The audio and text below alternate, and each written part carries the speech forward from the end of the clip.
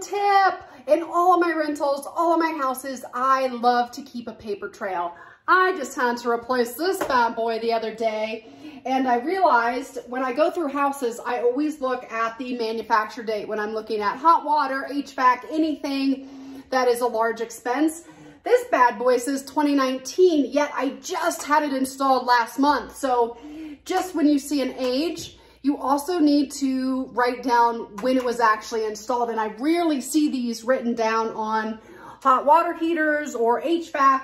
I love to create a paper trail because that just gives you so much power when either you're a landlord or you're trying to sell your house or buy a house. You want to know the state of these guys. So I actually write the install date in addition to the manufacture date because this just sat in a warehouse for 4 years or 3 years. I can do math too.